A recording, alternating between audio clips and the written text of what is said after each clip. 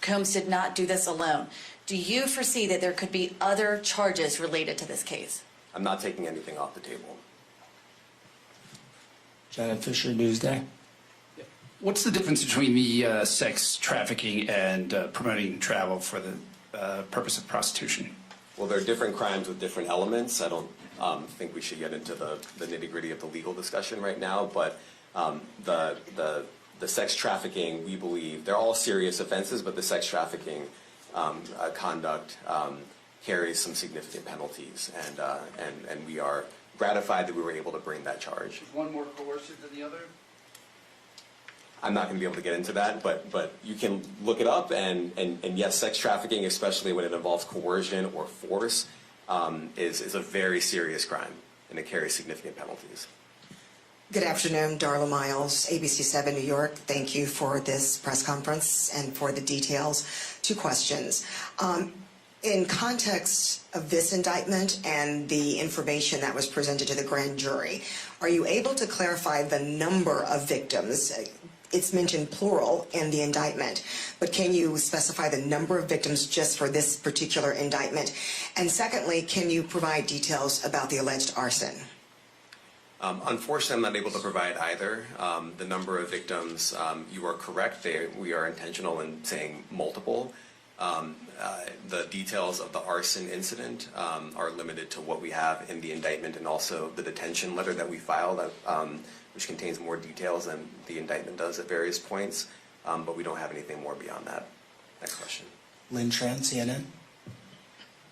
Are any of his accomplices or associates under investigation? And additionally, could he face any more charges?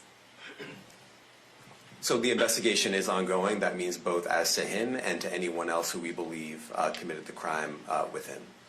Next question. Juliet Papa. Hi, good morning from 1010 Wins. Any indication that some of the women or victims here were imprisoned in his residences, and did he have locations where he kept them, and were not allowed to leave? And also, he's indicted here, although there were searches and raids in LA, Miami. Why in New York?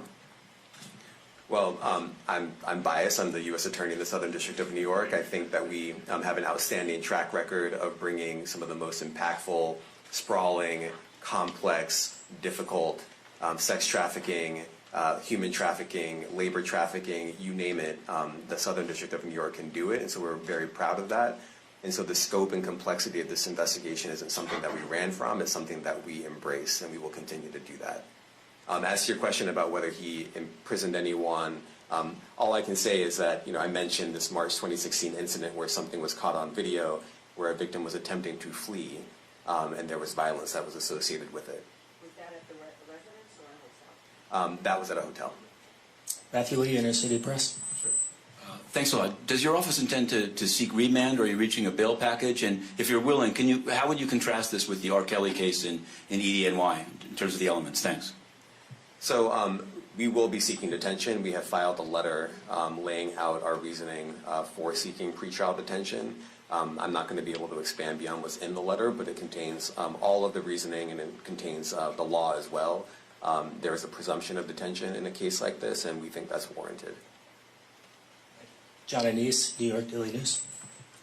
Thank you. I was hoping to get some more detail about the searches of his residence, the guns, the cases of lubricant, and the videos. Where were they found amongst his residence? Were they all scattered around the houses in one place? I kind of wanted to just get a better picture of how that stuff was found. Well, look, I think that some of the details that you're seeking are in the detention letter. So, for instance, some of the AR-15s, 2 of the 3 DeFace AR-15s were found in his bedroom closet in Miami, broken down into parts, along with magazines, with ammunition loaded in them. So some of that detail is in the detention letter. Beyond that, I'm not going to be able to get into where other items were stored. Ben Kochman, Post. Hey, thanks for doing this. Your office was the office that had been prosecuting Jeffrey Epstein before he died in custody. I have not read your detention memo yet. It's the first thing I'm going to do after this ends. But does the memo address, or is your office concerned with Combs' safety in custody, given what happened with Epstein? So we are concerned with anyone's safety whenever they are detained prior to trial. It's part of our obligations to keep people safe as well. It's part of the criminal justice system. So, but I do not draw any sort of connection between Jeffrey Epstein's suicide and what may or may not happen to any other defendant while they are detained pre-trial. And of course, the decision whether to detain the defendant will be up to a judge. Our position is that pretrial detention is warranted under the law and based on the facts of this case, and I'll leave it at that.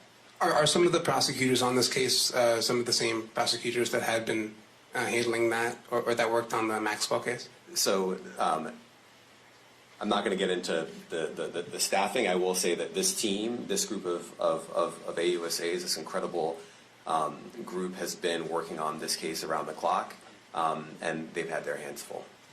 Next question. Gus Rosendale, NBC News. Good morning, sir. Combs' attorney said that his client has been cooperative with investigators. He said that this morning. I was wondering if you would have a reaction to that. Let me just say this. I think that generally with increasing frequency, the word cooperative or cooperating has taken on tremendous elasticity and no longer really bears any relation to what the word means when we use it in a very specific context. So responding to lawful process and the like does not qualify as cooperation when we use that term here. Mike Sisak, AP. Thanks. To that end, was there any discussion of Mr. Combs surrendering? I understand he was taken into custody at a hotel in Manhattan last night, and maybe that wasn't the plan. Can you elaborate on how that came about and why that was? I'm not going to be able to get into any sort of operational details as to how he was taken into custody and when. He is in custody right now. He will be appearing in court later today. Was there any discussion of him surrendering, given they claim he's cooperating? I'm not going to be able to get into law enforcement tactics or operations. If you make a big deal of the gun, how come they're not charged outright or with obliterating civilians? That's on that count.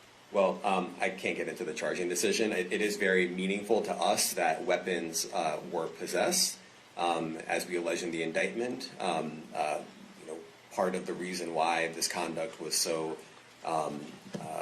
pervasive and harmful was because victims and others didn't necessarily feel comfortable denying him his wishes, as we allege, because of the presence of firearms. I should leave it there. Thanks. Last question, Jacob Shamison. Jacob Shamsian, Business Insider. Thank you.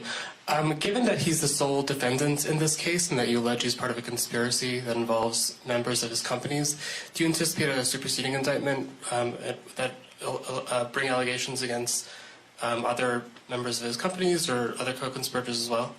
I can't take anything off the table. Anything is possible. Our investigation is very active and ongoing.